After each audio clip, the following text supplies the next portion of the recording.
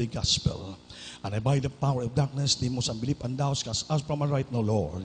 In Jesus' name, amen. Praise the Lord. Everybody say, praise the Lord. Ang pinakamataas na pag-upuri, pagluwalhati, pagdakila ay tanging lamang sa atong pinakamahal na Panginoon. And I give the full honor and respect to our dearly beloved Rabble Evangelist, Will the Estrada Almeida, and the prophet of our loving God. And we always cherish and remember the blessed teaching and memory of Stand Pastor Lina Kumal Almeida, and to all beloved Almeida children, and to all my co-precious workers, to all of you, my dearest brothers in Christ. At magandang umaga po sa inyo, hapon po sa inyo lahat. O sa ating minamahal ng mga webcast viewer, nanood karon sa Luzon, Visayas, Mindanao, hanggang sa labas ng bansa, mayong araw po sa inyong lahat, mga minamahal. Palakpakan po natin ating mahal na Panginoon. Everybody say, praise the Lord. Praise the Lord. Mga minamahal, po tayo magalangan. Ay ang ating oras ay tumatakbo at lumalalim. Kahit hindi natin hinuhukay ito. Ang ating dunaan kining adlaw, mga minamahal, ay ginatawag na straightforwardness. Ang ating title sa ating mensahe karon ay straightforwardness. Kanabang diri-diritso. Diri-diritso nga paglakaw, diri-diritso nga pagpangalagad, yan po ang kailangan po ng ating pinakamamahal na Panginoon. Amen? Everybody say, praise the Lord!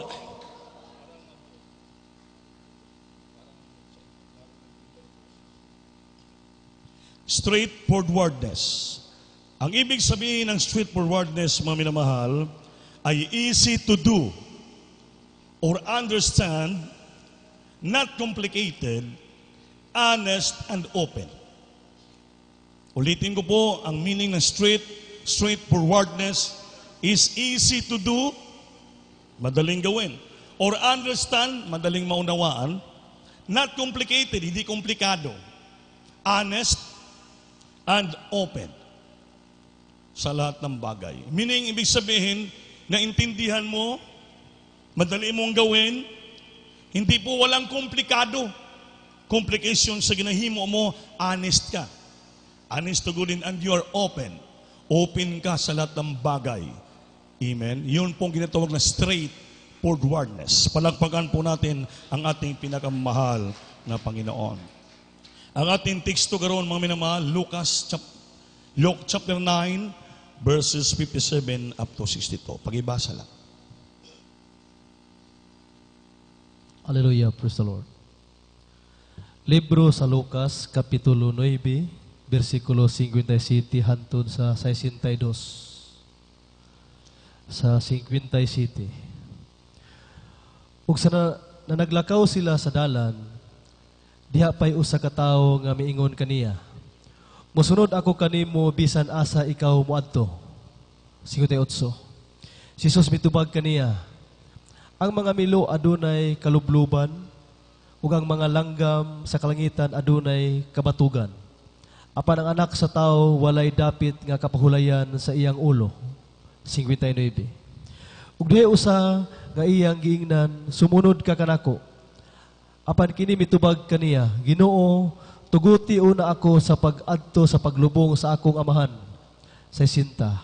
Apan si Jesus miingon kaniya, "Pasagdi ang mga patay nga maoy magalubong sa ilang kaugalingong mga minatay. Apan sa imong bahin, lumakaw ka ug imantala mo ang gingharian sa Dios." 61. Ug dihay lain nga miingon kaniya, "Ginoo, mosunod ako kanimo. Apan tuguti una ako sa pagpanamilit kanila nga atua sa akong panimalay." 62. Si Jesus mitubag kaniya, "Walay tao nga angayan alang sa gingharian sa Dios kun kini siya sa nagakupot na sa daro, mulingi pa sa likod." Amen.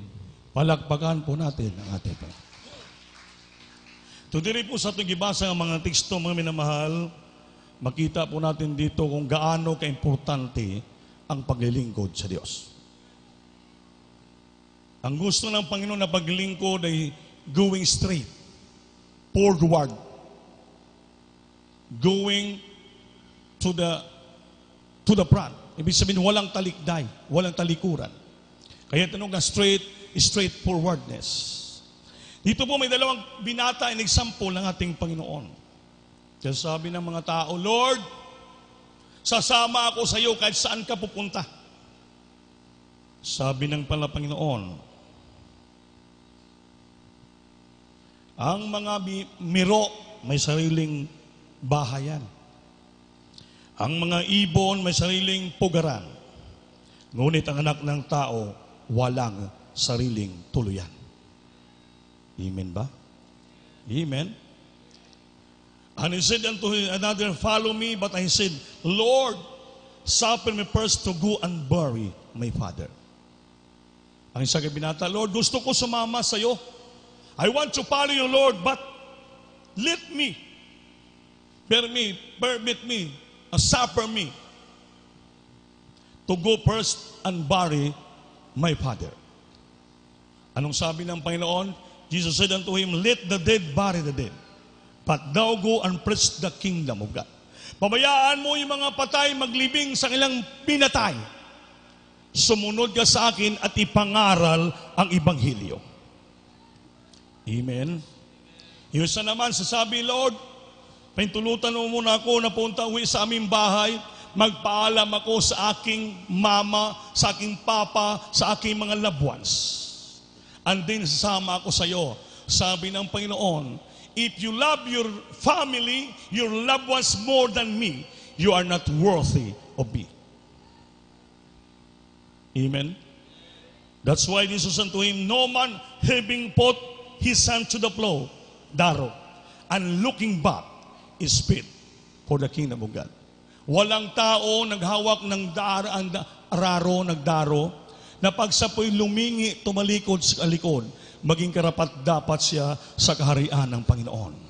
Ang ibig sabihin ng paglilingkod sa Diyos, nakilala mo na ang ating buhay na Panginoon, naglingkod ka sa Kanya, ang paglilingkod po'y durdiritso ang paglingkod ng ating Panginoon, mga minamahal. Ay wala lang pinaka-importanting bagay sa buhay mo, kundi ang unahin mo ang Diyos palagi. Napakahirap pala. Amen? Pag tinawag ka ng Panginoon, katulad po sa amin manggagawa, tinawag kami ng Diyos, hindi na lang pwede uwi muna kami, Lord, pwede pa? Magpaalam ako sa mama ko muna. Ayap ako sasama sa iyo. Sabi ng Panginoon, kung mas mahal mo ang loved ones mo, hindi ka karapat dapat sa akin. Grabe pa lang ang Diyos pag tumawag. Kahit patay na, makipaglibing ka na lang. Sa katapusan, tungan ng buhay ng pamilya mo, ng tatay mo, ililibing mo na lang siya. Ihatid mo lang sa libingan, ngunit sabi ng Panginoon, pabayai yung mga patay maglibing sa ilang patay. Sunod ka sa akin, ipangaral ang Ebanghelyo. Ganon pala ang paglilingkod sa Diyos. Walang ibang tao makapagpahiwalay sa iyo, walang ibang tao makapagpipigil sa iyo pag ikaw tinawag na po ng ating pinakamamahal na Panginoon. Wala lang pinaka-importanting bagay sa buhay mo, kundi ang ating Panginoon. The first priority of your life is to follow Jesus. Bakit nawali ko to? Dahil means nung last 2 weeks, siguro, na-testify ko rito, yung beloved mother ko, 87 years old na, 89, 88. Talaga mahina na yung mama ko, may diferensya sa kabilang mata. Ngayon, isa lang sa bahay, yung pamangkin ko sa yung mama niya, kapatid ko matanda, bumunta ng city. Isa lang siya. Sa kanyang katandaan, mga minamahalang mama ko, hindi po matutulog maglingkod yan kasi sanay sa trabaho. Luluto yan sa umaga, lahat siya talaga magkilos. Kahit sinasawayan ng mga ng pagkapatid ko, ayaw talaga. Ay, hindi, lalo ko manghina pag hindi ako magtrabaho. Pati yung aso ng pamangkin ko, siya nagpapakain. Habang pinapakain niya, nagkaganon siya. Biglang tumakbo yung aso, malaki, nabanggaan yung dalawang paa. Naganon yung mama ko. Biglang dumapa. Tumama sa simento yung kanyang balikat. Nakrak ito. Yung kanyang mata, tumama sa simento, pumula ito. Pating dibdib. Mutong dahilan para nagsukas ng dugo. Tumawag sa akin pamangkin ko, Tito, baka pwede ka muna umuwi. Delikado ang kalagayan ni Lola. Doon ako sa Surigao noon, may after anniversary. Sabi ko, ano na kay Lola mo? Na ano ng aso dito, bali yung kamay, pinilot, hindi, musukan ng dugo, hindi na pakita. Kaya isa ka may katarak ito, hindi pa nakita na, bumukol na, namula na. Kumbaga na black eye na. Di para akong nalungkot. Dahil sa ilula niya, binilhan na lang daw ng diaper na hindi na makatayo. Sabi ko, Panginoon, nalungkot ako. Gusto ko man umuwi sa Iloilo. Gusto ko tulungan yung mama ko. Gusto ko gawin ang lahat. Paserbisyo akong mama ko, baka ito lang huling hantungan ng buhay niya. Pero Lord, marami pang mga anibersaryo naghihintay dito. Kung naalis ako, wala nang lugar, mababayaan kong gawain ng Diyos. Sabi ko, sweetheart ko, mangdalikyat muna ko sa Iloilo. Paano yan? Pagkabalik ka ba? Hindi naman yung schedule aeroplano palagi. Once a week lang pala. Ang ginawa ko, mami na mahal, sabi ko sa pamangkin ko, saan yung cellphone mo? Ilagay mo sa taingan ng lola mo. Lumuhod ako, liniyas ko. Inuhalma ko, hindi magsalita. Ini-review ko lang. System, pagaling mo anong ramdaman yun. Bayaan ko lang. So tuloy-tuloy na kami sa mga gawain ng ating mahal na Panginoon. Hindi ko naisip, iniyak ko na lang. Lord, sabi ko, matanda na yung mama ko, 87 years old, mag-88 na siya ngayon yun. Hindi ko na siya makita, nandito kami. Ano man mangyari sa mama ko, Lord, mo munang pahintulutan. Maging bedridden yung mama ko, maging kawawa, hindi makakita. So mabali pa. Marami na siyang pilay. Yung na dito, pinagaling, dito naman yung pilay. Sabi ko, Lord, baka pangyarihan ka ng Diyos. Ikaw ang aking Diyos pinaglingkuran. Ginagawa kong kalooban mo. Ikaw na pong bahala sa mama ko. Kung uwi man ako, hindi naman ako doktor, hindi naman ako albularyo. Wala akong magawa. Ngunit ikaw, may mas magawa ka kaysa akin. So nadalangin ng mga pastor, sabi ko, pagaling mama ko, ituwid mo yung buto niya, iayos mong dibdib niya, pating mata niya. Ginawa, just then, i-claim ko na. Tuloy-tuloy kami. Magawain, anniversary, wala akong kontak, binabayaan ko na. Ay ayaw ko ba kapag umuntak, ano mangyari? Alam mo mga minamahal, sakto lang ang Diyos. Natapos yung ating anniversary, last anniversary sa Bayugan. Pag-uwi namin dito ng mga Martes ng gabi, paggaga-umaga, nag-text yung pamangkin ko, Tito, praise the Lord, magaling na si Lula.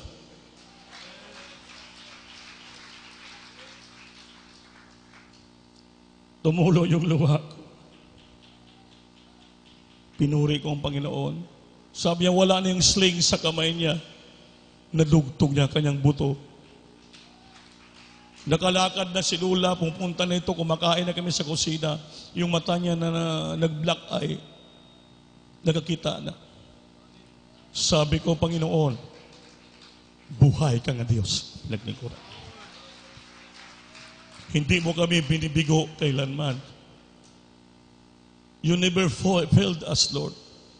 Totoo yung Biblia, sabi ng Biblia, He never failed one word of His promise. Hindi tayo pwede biguin isa lang sa kanyang mga pangako. Lahat gawin niya, basta sumunod ka lang sa kanya. Iniisip ko palaging bersikulo ito, nga mas mahalaga ang pagsunod sa Diyos. Kaya kung mas mahal mo yung loved ones, pamilya mo, sabi niya, if you love your loved ones more than me, you are not worthy of me. Meron naman isang bersikulo, ngunit walang tao na pinabayaan niya ang kanyang nanay, mga kapatid, lagbamagi, mga tahanan, lupa, kasamang pag-uusig, persecution, na hindi ko ibalik ng 100 folds. Pag hindi mo palagi bayaan, hindi mo pinansin yung mga labos, pamilyang pati lupa, tahanan, yung kayamanan, kasama yung mga persecution, pag-uusig, pagsulay, ibabalik pala ng Diyos yan sa atin ng 100-fold. Ibig sabihin, walang talo sa paglilingkod sa Panginoong paghinusod, sinunod natin ang Diyos. Totoo ang sabi ng Biblia sa Matthew 6:33. Na seek ye first the kingdom of God and His righteousness, and all these things shall be added unto you. Ang lahat ng bagay pala ibalik at idagdag ng Diyos sa ating buhay, hindi po tayo makulangan. Grabe ang ating mahal na Panginoon. Napakabait. Siguro pag umuwi ako sa Iloilo, pinabayaan ko magawain, baka patay pa yung mama ko. Kaya mga minal, yun po ang pagsinunod mo palang kalooban ng Diyos. Totoo ang Biblia. Kahit gaano ba ka-importante sa buhay mo, mas importante ang Diyos na tumawag sa iyo. Dahil siyang buhay, siyang kaligtasan, siyang lahat sa ating buhay. Mga minal, siyang naglikha ng lupa, siyang naglikha ng langit, siyang naghatag nating buhay. Mga minal, bas unahin po natin palagi yung nagbigay ng buhay. Dahil siya magbibigay ng buhay sa atin at masaganang buhay. Palakpakan po natin ang ating pinakamamahal na Panginoon. Everybody praise the Lord. Kaya minsan, nalulungkot ako sa may mga ibang kapwa kong manggagawa. Hindi sila makaunawa. Hindi nila matungkad ba yung pinakamalalim na kalooban ng Diyos.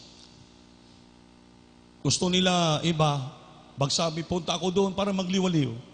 Kaya may isang mga gawa, sabi niya, Beloved Ope, sabi ng anak ko, dito mo anak, hanggang uwi sa amin muna ako hanggang Disyembre. Kaya sabi ko, brother, ano ka bang klase manggagawa? Manggagawa ka ba ng Panginoon o gusto mo lang mag-estranghero? Hindi mo ba alam Biblia? 2 binata nagpaalam sa Diyos. Anong sagot ng Panginoon? Kung naunawaan mo yan, ito sabi binasa ngayon. Ayun, kung hindi ka susunod sa sinasabi namin, pwede lumabas ka lang na maging manggagawa. Ang ginawa, talaga lumabas. Kinuha yung kanyang mga damit. Ang pinalakad niya pa, hindi ko na daw siya tinanggap. Sabi ko, hindi po. Wala akong sinabi na itinanggap. Sinabihan lang kita kung ano kahalaga ang buhay na tinawag kang manggagawa. Anong gawin mo sa labuan mo rito, magdalawang buwan ka, samantala kailangan ng Diyos ang puri mo, pagdaig, pangamuyo mo sa loob ng Pasul House, dahil tinawag ka maging manggagawa ng Diyos, tinawag ka manalangin, araw-gabi, umiyak ka, alang-alang siligtasan makaluluwa, alang-alang siligtasan sa mga tao, hindi ka po tinawag para magliwaliw. Magburubisita ka lang sa mga labuan sa pamilya mo, tinawag ka maging full-time worker. Gustuhin mo man, bisitahin yung loved ones mo, ngunit kung may gawain pa na kailangan sa Diyos, mas unahin mo yung gawain ng ating Panginoon. Ganoon po kahirap pag tinawagan. Bisan kita na makapatiran. At hindi kayo mga full-time working, manggagawa. Yun po, itong salita na to para sa atin lahat. Amen? Kaya kung minsan po, yung ating mga loved ones sa gabitin ng kaaway, para bang pinipigilan tayo maglingkod sa Diyos, mas unahin pa natin sila. Pero alalahanin itong versikulong ito. Mahal mo man yung labwas mo, pero mas mahal mo ang Diyos na tumawag at magligtas sa iyo. Gaano man kasubo ang pamilya mo, patay na lang ilibing mo. Sabi niya, suffer me first to go and bury my father. Papa niya, ang ilibing. Pero sabi ng Panginoon, pabayaan mo yung mga patay, maglibing sa ilang patay. Sumunod ka sa akin, ipangaral ang Ebanghelyo. Amen? Everybody say, praise the Lord. Kaya mga maginamahal, gaano man tayo kabisi sa mga lahat ng bagay sa ating buhay, sa ating pagsisikap to earn a living, to support ourselves and our family. But with regards concerning sa paglilingkod sa Diyos, mas importante ang paglilingkod sa Panginoon. That is what the Bible says. I'm not saying that of my own words. That is the Bible, in the Bible. Importante pong pagsunod sa Diyos. Importante pong pagsamba sa Panginoon. Wala na pinaka-importante. Kaya sabi dito, walang tao na humawak sa araro na nagdadaro, na siya po'y lumingi at lumingon sa likod. maging karapat dapat siya sa kaharian ng Panginoon. That is parable. Meaning, naglingkod ka na sa Panginoon, nagpatuloy ka na, nagdaro ka na, nag-araro ka na, grabe ng pagsubok dinaanan mo. Kung ikaw daay, lumingon ka pa sa kabila. Sabi ni Biblia, you are not worthy, you are not fit to the kingdom of God. Ang paglilingkod sa Diyos pala, going straight ka. That's why straightforwardness. Sa panahon ni Lot, winariningan na sila ng mga anghel, Abraham, palabasin mo na yung kamag-anak mong si Lot, pating anak sa syudad, sa Sodoma at Gomora. Kaya nakarating sa langit yung galit ng Diyos sa mga tao ng grabing kasalanan ginagawa nila. Kayo, pinili kayo ng ating Panginoon, labas kayong syudad na yan. Bilisan yung paglabas. At sabi pa ng anghel, pag lumabas na kayo sa syudad, huwag na kayong lumingon sa likod. Tamo? Ang Biblia nagsabi. Huwag kang lumingon, dire-diretso takbo, huwag kang huminto at lumingon. Kaya one lumingon ka, if you're looking back, sabi Biblia, maging haligig asin ka. Si Lot, ang dalawang anak ng takbo, kasama niyang asawa, Lot's wife.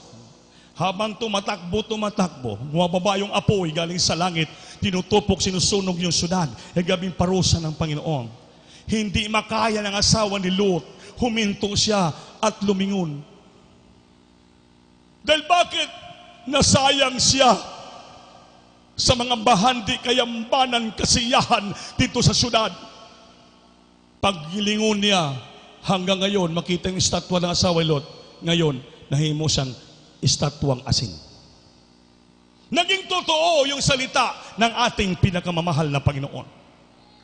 Pag pinaalis ka na pala ng Panginoon, lindigtas ka na galing sa lusak ng kasalanan, mga minahal, duri-diretso ng pagsunod mo, paglilingkod sa ating pinakamamahal na Panginoon. Hindi ka na pala maglingon-lingon, balik-balikan mo pa mga aluyahon mo, mga bisyo mo, ang gibayaan mo sa sanlibutan. Duri-diretso, going straight ka na sa paglilingkod sa ating Panginoon. Sambahin mo na palagi ang Panginoon, purihin mo siya, gawin mong kalooban ng Diyos, mangaral ka Ebanghelyo, magpakabanal ka, magbigay ka sa gawain ng Diyos. You are going straight forward sa paglingkod sa Panginoon. Huwag mo nang balikan, huwag mo nang lingunin yung tilalikdan mo na, bang minamahal, tilalikuran mo na, diri-diretso ka lang upang sabi ng Biblia, maging takos ka dapat ka sa harian ng ating pinakamamahal na Panginoon. May mga example sa Biblia. Si Mrs. Lot ngayon, naging haliging asin na basopre. Pero si Lot, nga bana niya at ang duwa ka anak, nagpadayo, nagbana sila ng yuta. Kaya pala isang asawa mo o bana anak, hindi mo siya mailigtas kung siya po hindi mo sunod sa Diyos. Amen. Ay delikado. Hindi mo siya pwede mapigilan. Kasi tatakbo sila na apat. Hindi alam ni Lot na asawa niya pala huminto at lumingon. Sabi ng anghel, pag lumabas kayo sa syudad nito, huwag nang lumingon. That's why the Bible says, and Jesus said to him, no man having put his hand to the plow and looking back is fit for the kingdom of God. Nasamtan nyo ba? Ganun pong paglilingkod sa Diyos. Mga igsuon ko. Gaano man kakabisi, sikap paningkamot para makapera. To earn a living, to support yourself and your family. Kung may mga plano ka, ambisyon sa buhay, sinisika mo talaga magkaroon ka ng magandang tahanan, magkaroon ka ng magandang sasakyan, hindi po kasalanan po yun. Pero ang Biblia lang, ginaturo natin, huwag mong lingunin palagi yung kayamanan. Huwag mong lingunin palagi ang kagandahan ng sanlibutan. Huwag mo palagi lingunin yung tinalikuran mo ng bagay sa sanlibutan. Nakilala mo na yung totoong Diyos buhay na siya nagbigay ng pagpapala on the first place, nagbago ng buhay natin. Nagpagaling ng karamdaman natin, nagproteksyon sa atin, yun na po ang alaglingkuran mo diri-diretso dahil siya po ang ating buhay at siya po ang magbigay ng buhay na walang hanggan. Siya po ang magbigay ng masaganang buhay. Hindi po yung ating sariling sikap. At ganong sikap mo, tinatalikuran mo yung Diyos. Hindi laba kitang may-ari ng ating lakas at kusog. Hindi kitang may-ari ng ating buhay.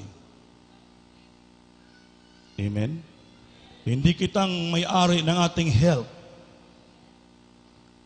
Ang Diyos na ba ang may-ari ng ating buhay?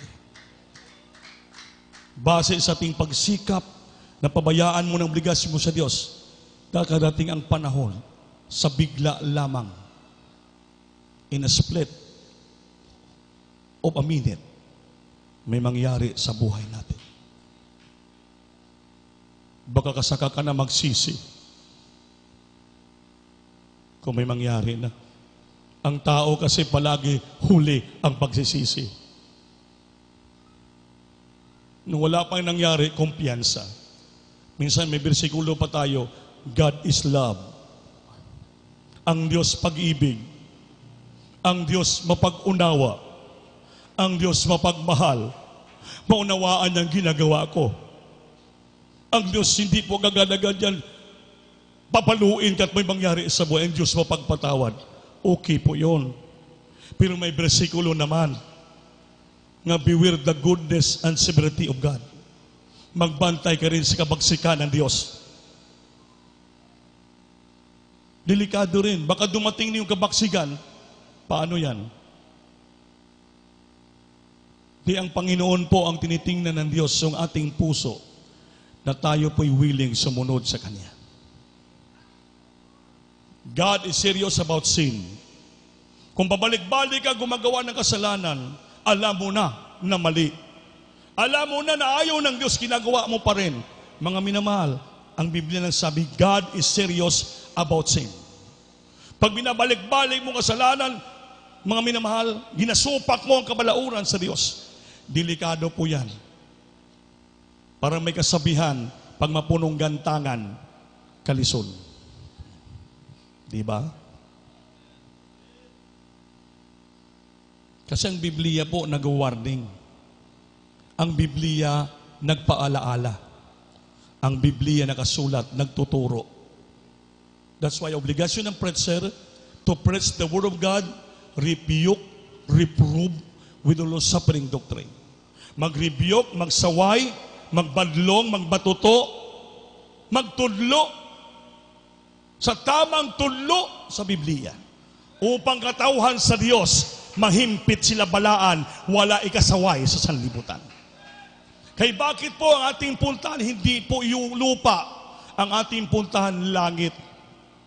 That's why nakasabi sa Biblia kaniya, walang taong naghawak ng raro na siya po'y tumalikod, mga looking back, lumingon sa likuran, siya po'y maging karapat-dapat sa kaharian ng Diyos. Dahil yung target natin, mga minamahal, kung bakit nandito tayo sa Diyos po Crusade, dahil gusto alam natin din dito ang katotohanan, buhay ang Diyos dito, nakita po natin ang mga himala, kaya dito po ang target natin, buhay na walang hanggan, na alam natin sa ating panampalataya na buhay ang Diyos natin, ating beloved na pastor is a prophet of God, and we are the choice of the living God, kung hindi po natin bigyan pansin halaga ang ating paglilingkod, maaring mawala tayo sa linya ng papuntang langit.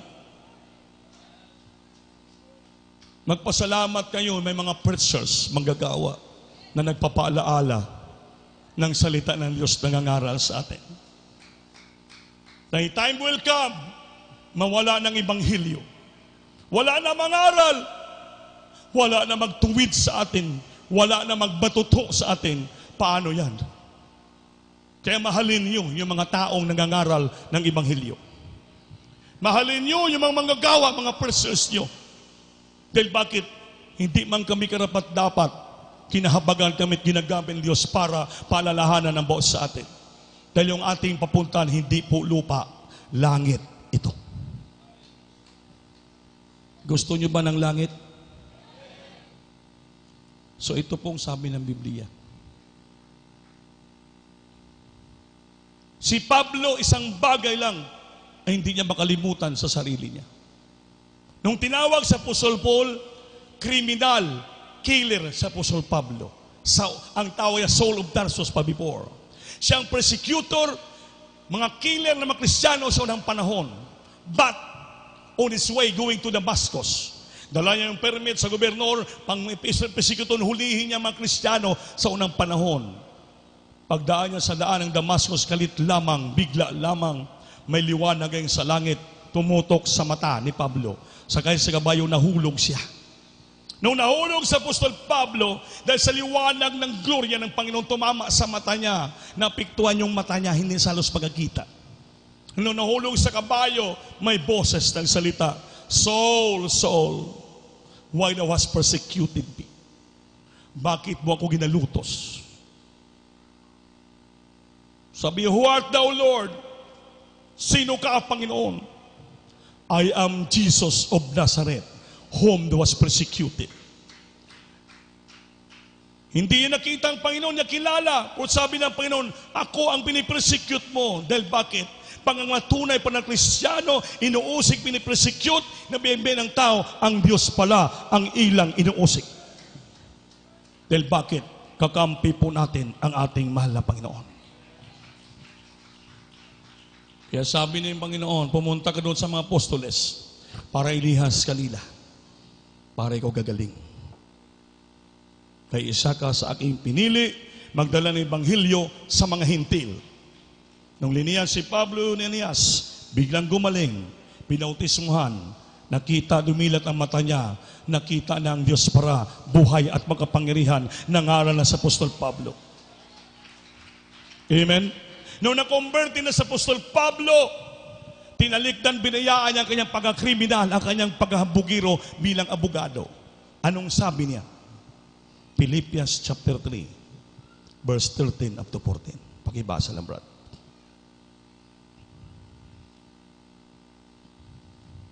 Hallelujah, praise the Lord. Libro sa Pilipos, Kapitulo 3, versikulo 14 hantod 13 hantod 14. 13 hantod sa 14. Hallelujah. Sa 13. Mga igsuon, wala ako mag-isip nga kini nahimo ko ng akong kaugalingon. Hinuon usa ka butang akong ginabuhat mao kini. Sa ginakalimtan ko ang nanagpangagi na ug sa nagadasdas ako paingon sa anaa sa unahan. 14. Ako nagapadayon paingon sa dauganan ngadto sa ganti nga mao ang langitnong pagtawag kanato sa Dios diha kang Kristo Jesus. Palakpakan po natin Diyos, maminamahal. Everybody say, praise the Lord. Nung tinawag na sa Apostol Pablo ng ating Panginoon, tinawag na siyang Apostle Paul. Sabi niya, my brethren, I count not myself to have apprehended. Hindi naman ako nasasabi ko na ganito na ako. Sabi niya, ngunit isang bagay lang ang aking ginagawa.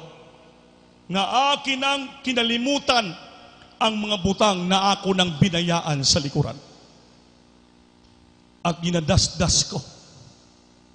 Reaching forth unto those things which are before.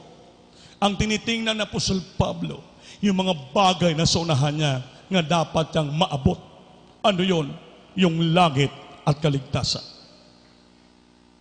Sabi niya, I press toward the mark of the prize of the high calling of God in Christ Jesus. I press. Ginapatuloy ko sa unahan ko, sabi niya, ang marka, the mark of the prize, ganti sa pinakamataas na pagkatawag sa akin ng ating malapay na si Kristo. Tinawag kita ng Diyos as a high calling from the Lord to become a member of the church of the living God. It's a high calling. Mataas na pagkatawag sa atin, linagay tayo ng Diyos dito sa church of the living God. Buhay ang Diyos dito. Tayo ang naka-experience ng kapangyarihan ng Diyos. Binago ang buhay natin. Pinagaling ang ating karamdaman.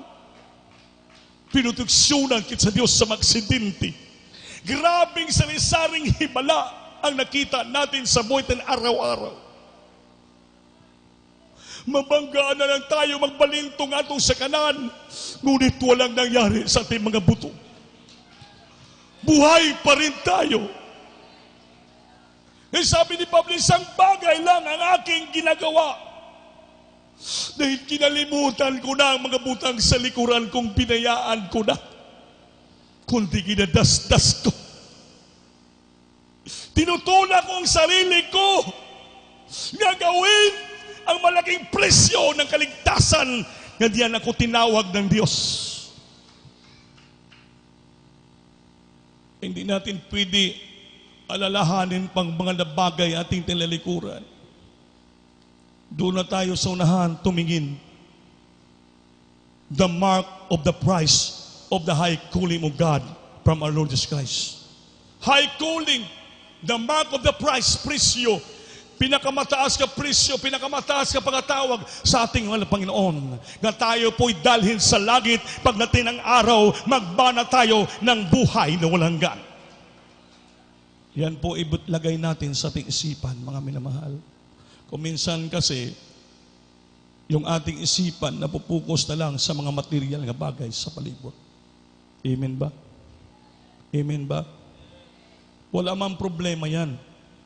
Natural man na pag sa lupa ka, ay magtrabaho ka, magnegosyo ka, para mabuhay tayo. Kasama natin yan.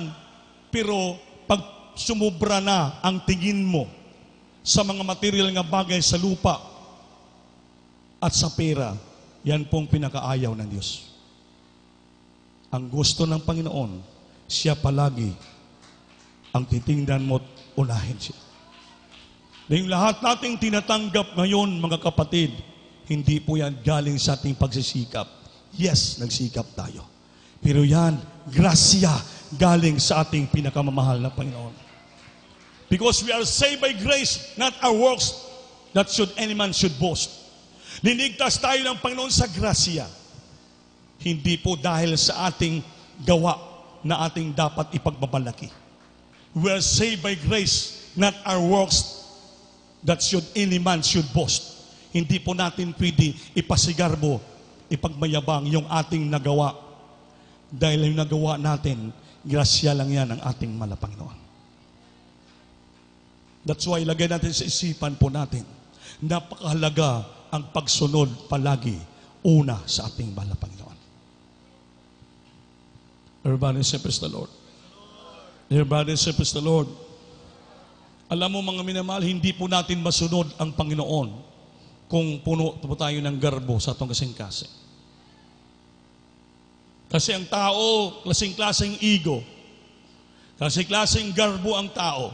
Kasing-klaseng ang tao pinagmamalaki. Iba-ibang klaseng bagay ang pinagmamalaki niya. Merong pinagmamalaki niya, mayaman ako, marami akong pera, marami akong sweldo, marami akong sasakyan, maganda akong tahanan, bakit ako maglingkod palagi diyan? Amen. Amen. Yun po. Maganda yung negosyo ko, bakit? Magpatay-patay kong samba diyan. 3 times a week pa.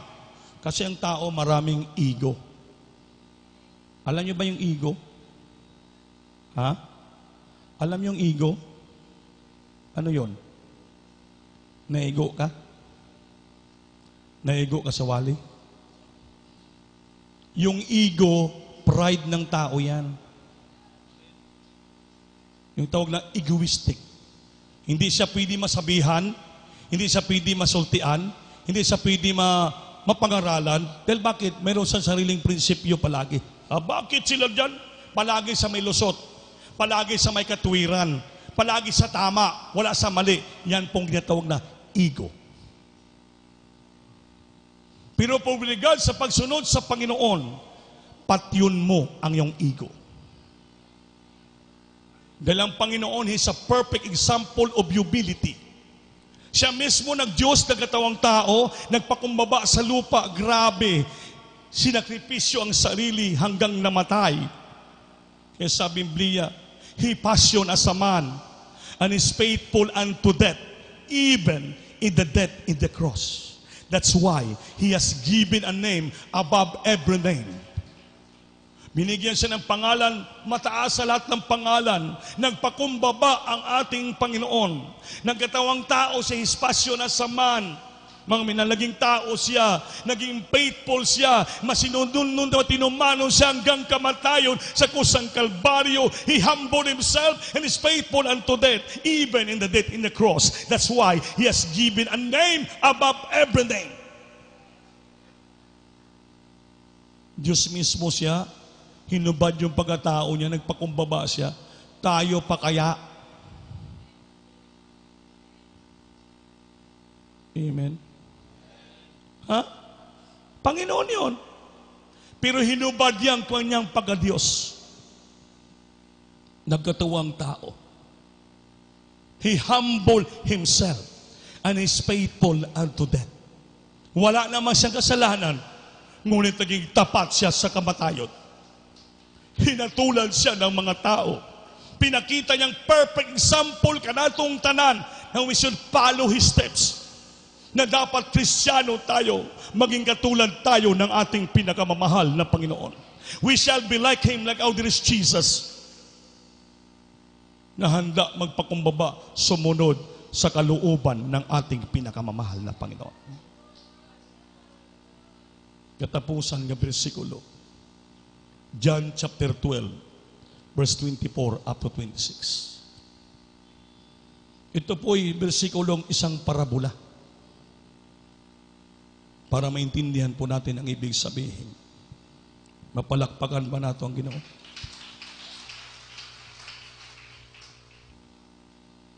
Hallelujah, praise the Lord. Libro sa Juan, Kapitulo 12, versikulo 24 hantod sa 26. Sa 24. Sa pagkatinuod, magaingon ako kaninyo, nga ang usa ka lugas trigo kinahanglan mahulog sa yuta ug mamatay. Kay kung dili man nan magapabilin kini nga mag-inusara. Apan kung kini mamatay nan mamunga kinig daghan. 25. Ang mahigugma sa iyang kinabuhi mawad-an hinuon niini. Apan ang magadumot sa iyang kinabuhi niining kalibutana magapatunhay niini alang sa kinabuhing dayon. Palakpakan po natin, Diyos. Anong sabi ng Biblia? Verily I say unto thee, except a corn of wheat, ang liso ng mais, to fall into a ground, at ito'y mahulog sa lupa, kung sabi sa'y matagak, at ito po'y malaya, madunot at mamatay.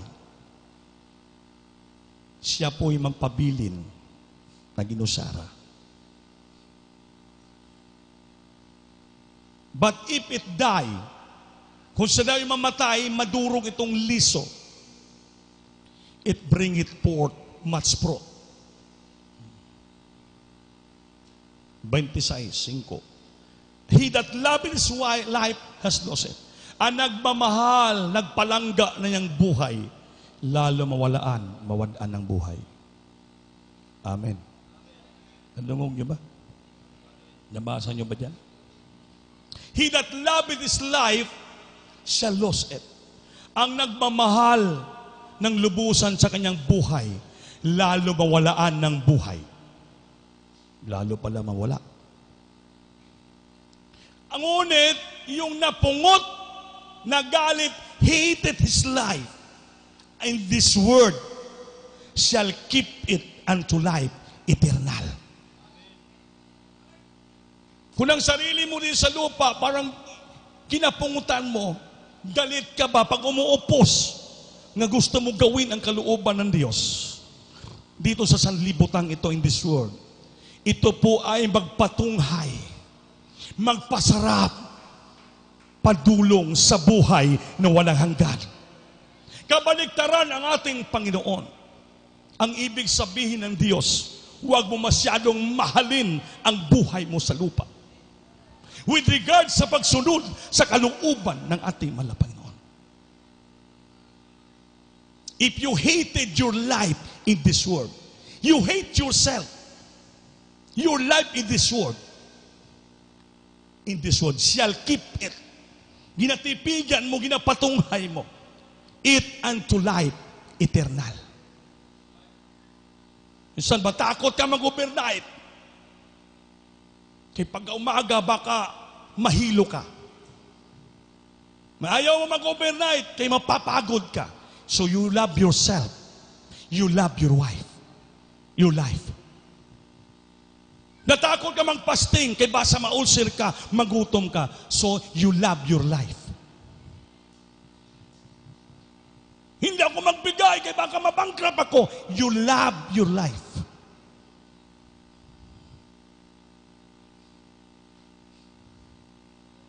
Walang nag-iimin. Ha? Sabi ng Biblia, he that loveth his life shall lose it. So kung mahal mo yung pera mo, mahal mo yung katawan mo, mahal mo yung buhay mo, mahal mo yung negosyo mo, sabi ng Biblia, mawala yan sa'yo. Ngunit, kung kinapungutan mo ang sarili mo, mapatunghay mo kini ang imong kinabuhi hantod sa buhay na walang hanggan. So that's why the parable say, if the corn of wheat fall into the ground and die, it abide alone. But if it die, it shall bring it forth much fruit. Kailangan ang ating katawan, ang ating pagkatao, kailangan madurog ito at mamatay. Mawala yung ego, mawala yung pride, mawala tanan. Ay pa, mamunga ka ng hilabihan. Yan po ang parabola. Yung pride mo, dinurog mo yan, namatay. Diyan ka pa mamunga. It bring much fruits if it die. If it die, bring it forth much fruit. Dahil bakit? Matuto ka na magpakumbaba. Marunong ka na sumunod sa Panginoon. Marunong ka na magpakabanal. Marunong ka na magbigay. Marunong ka na magkaroon ng kahangawa sa church. Marunong ka na lahat magbigay sa lahat ng bagay. Ginagawa mo ng kalooban ng Diyos. You're willing to do the will of God. You're willing to follow Jesus. Ibig sabihin, wala ka ng pride, wala ka ng garbo. Dinurog mo na yung sarili mo. Hallelujah, sa lupa. At di ka pa nagpakatapos yan pag ginawa mo ng kalooban ng Diyos. You're willing to give your life to the Lord, to sacrifice everything. Sabi ng Biblia, it bring forth much fruit. Mamunga ka ng grabing bunga, material, financial, physical, spiritual, plus buhay na walang hanggan. Everybody say, praise the Lord. Kaya ang paglingkod sa Diyos, mga minamahal, buhay ka na patay. Bungol ka nga dili bungol. Bulag ka nga hindi bulag. Pipi ka nga dili pipi. Wala ka lang. Simple ka lang. Wala kang ego. Sunod-sunuran ka lang sa Diyos. Wala kang narinig na istorya. Wala kang nakita. Wala kang rin gidugtog. Wala kang naramdaman na usapaman basta sa iyo paglingkuran ko ang ating Panginoon. Sundin ko ang kalooban ng Diyos. Purihin ko ang Panginoon. Punta ko sa sambahan just to worship, to praise and give thanks to the Lord. Bahala sila nung sabihin sa akin. I don't care what people say about me as long I am right in the sight of God. Ang purpose ko, masunod ko ang Panginoon. I just to follow the Lord. Bahala na. Siya lang ang priority ko sa buhay ko. Sundin kong Panginoon upang ako maging karapat-dapat sa buhay na walang hanggan. Lastly, ulitin ko, no man shall put to the plow and looking back is fit to the kingdom of heaven. Kaya mga minamahal, ang paglingkod sa Diyos, once and for all, that is your prerogative. Sa iyo yan, kinesisyon at kalayaan dahil naintindihan mo, nasabtan mo ang salita ng ating Panginoon. Straightforwardness, meaning easy to do, dali mo lang gawin ang kalooban ng Diyos. You understand everything, naintindihan mo lahat ng bagay kung anong kalooban ng Diyos. Not complicated, walang komplikto, walang complex sa'yo with regards sa pagsunod sa kalooban ng Diyos. Walang question, walang alibay, wala. Without any complication. Not complicated.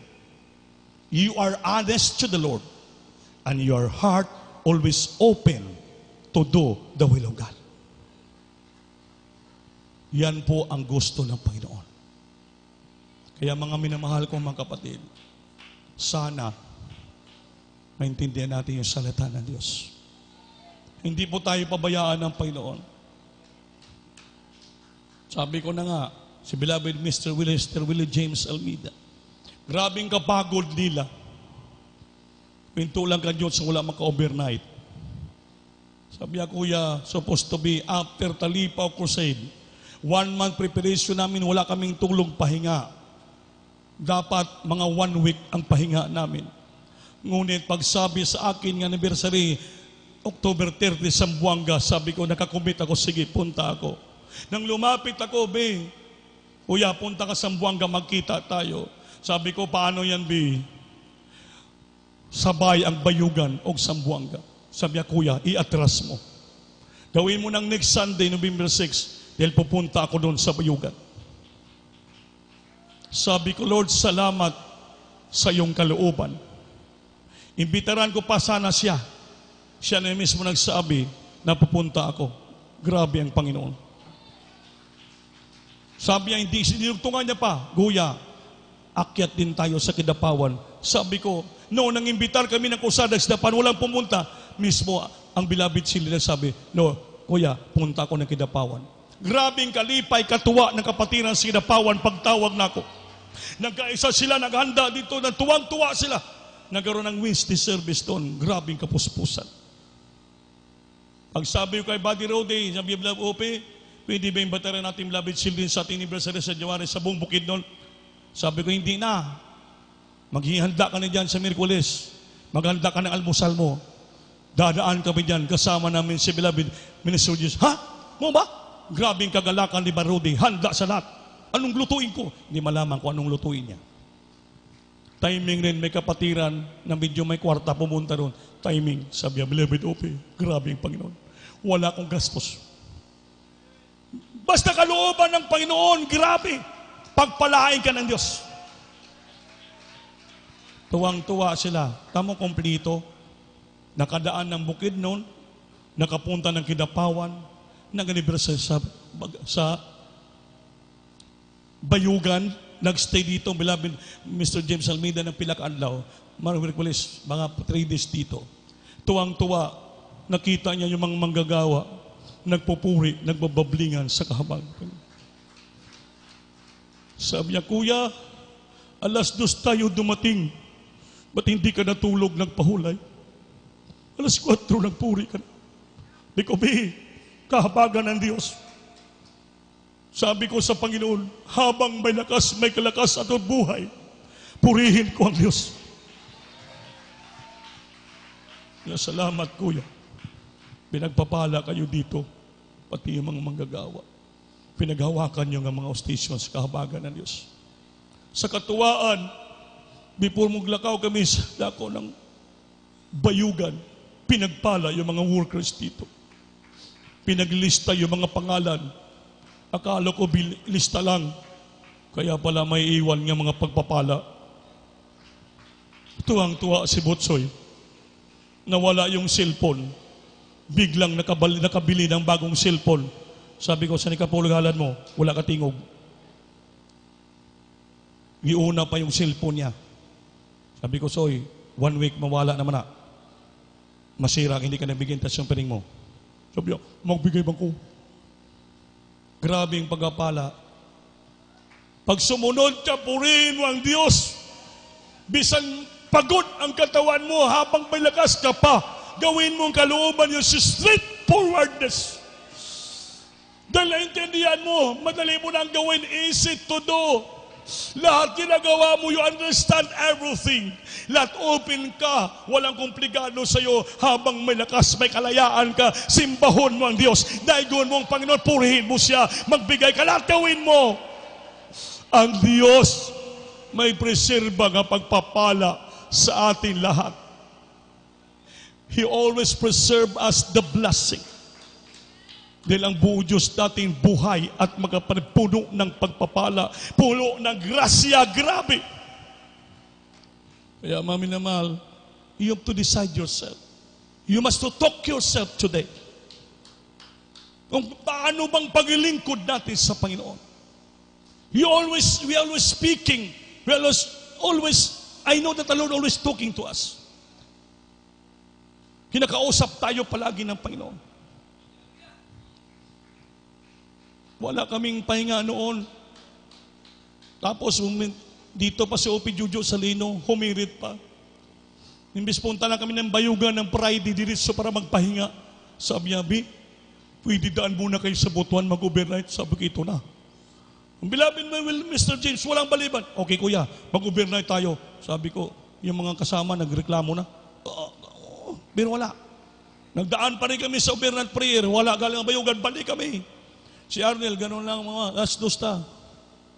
Overnight pa rin kami. Galing overnight. Umaga-umaga, pag overnight, balik kami sa bayugan. Walang tulog, walang pahinga. Anong oras tayon kami nakatulog?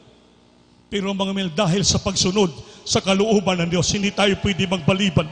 Hindi tayo pwede magreklamo, mga minamahal, sa tabang kalooy sa Diyos. Ganun po yung mga taong tinawag ng ating Panginoon. Basta sa pagsunod sa Panginoon, unahin nila palagi ang kalooban ng Diyos. Hindi na tinitingnan yung naramdaman silang sarili. Hindi po kasi emosyon ang pagpaglingkod sa Diyos, mga minamahal. Sabi ng Biblia, the kingdom of God is not in meat, is not in drink, but in peace and joy and righteousness in the Holy Ghost. The kingdom of God is not in sight, is not in feeling, but in faith. Ang kaharian ng Diyos, hindi po sa iyong naramdaman. Mahina ako, may naramdaman ako, is not in feeling. Hindi, not in sight, hindi po sa nakikita. Hindi, ayaw ko yan kasi bangit maugali yan. Hindi po yan. The kingdom of God is not in feeling, is not in sight, but in faith. Panampalataya ang buhay na walang gan. Pag ginawa mong kalooban ng Diyos, ang Diyos magpapala sa iyo. Kaya sabi ko, grabe yung Panginoon. Hindi ako makabayad sa Diyos yung kabutihan. Akala ko mama ko wala ng pag-asa. Akala ko hindi na makalakad mama ko. Akala ko hindi na makakita mama ko. Pero Diyos, napakabait. Nakikita ng Panginoon yung ating sakripisyo at ginagawa. Hindi niya po tayo talikdan pabayaan. Sabi niya, I will never leave thee nor forsake thee.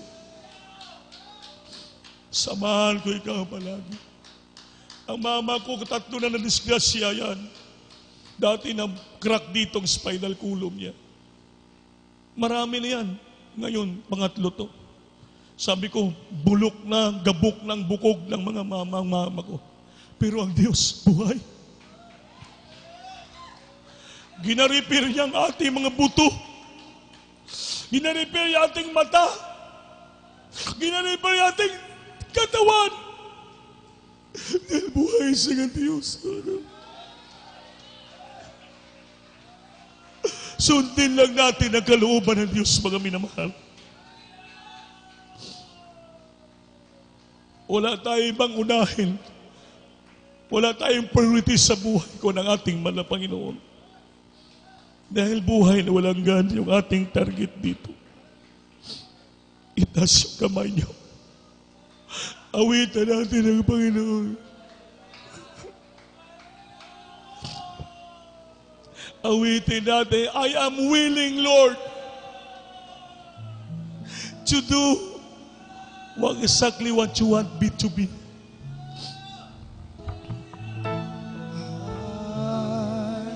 I am willing. Sabihin niyo, I am willing, Lord. I am willing, Lord, to be Exactly what you want me to be. Oh, I am willing, Lord. Oh, I am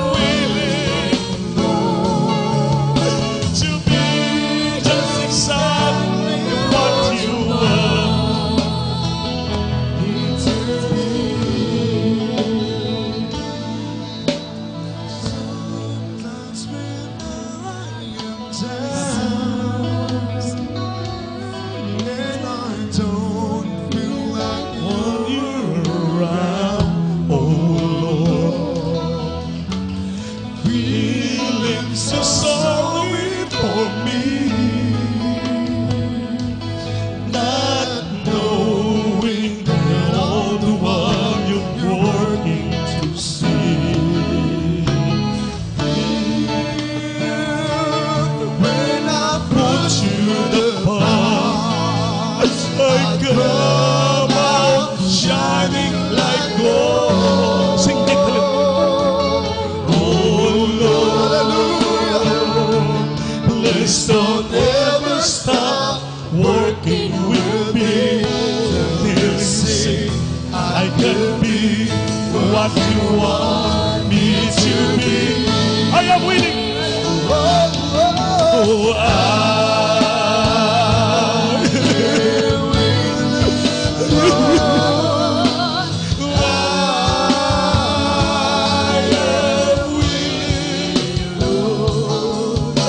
to be exactly what you are. Hallelujah, hallelujah, hallelujah. Be to be. Hallelujah.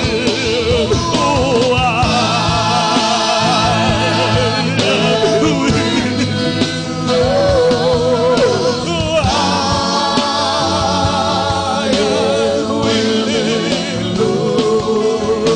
to be exactly what you are. Me to be. Hallelujah. Oh, I sing it.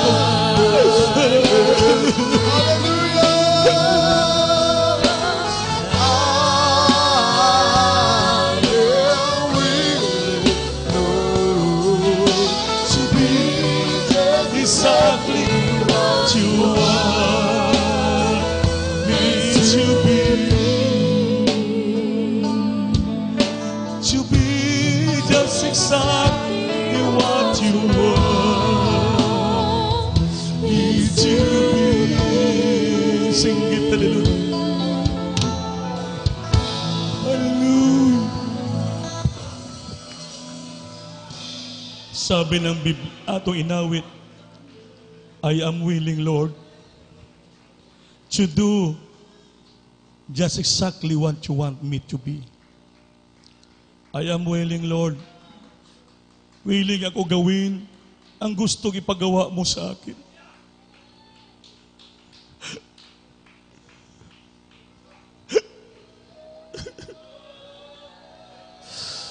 Mahirap gawin ang kalooban Diyos pag piluhan ta magawa, mapugos kitang sumunod sa Panginoon. Dahil yung pong salita ng ating mahal na Panginoon. Pag nakita ng Panginoon na your heart is willing to do the will of God, ang Diyos tulungan kanya. Ang Panginoon pagpalain kanya. Ang Panginoon palakasin, i-guide kanya. Dahil nakita ng Panginoon yung puso mo, you are willing to do exactly what you want. The Lord wants you to do. Wala namang ibang pinapagawa ang Diyos sa atin, kundi sambahin siya palagi. Magpakabanal, mangaral, magbigay, suporta sa iyo lang naman. Napakasimple lang na bagay yan. Wala na may talo pag sambahin mo ang Diyos. Dahil bakit? Madamang presensya pag sasambahan ka, madasig ka sa pulong niya, pagpalain ka. Dahil bakit? Hinintay po natin yung pagbalik ng Panginoon. Dahil gusto nga natin ng langit. Gusto natin maging karapat dapat magmana ng buhay na walang gan. Kaya gawin po natin ang kalooban. Hallelujah! Hallelujah! Kaya mga minamahal, itaas yung iyong kamay. Manalangin po tayo.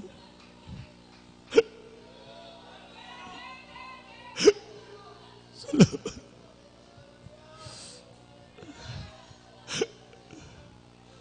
Salamat, Panginoon. Siya mga silitang nangungusap palagi sa amin. Salamat sa presensya mo. Hallelujah! Hallelujah!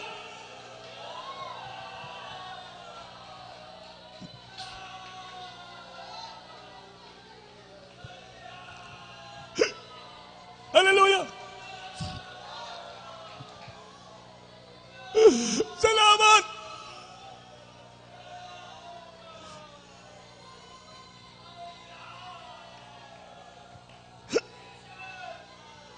Salamat! Jesus! Salamat!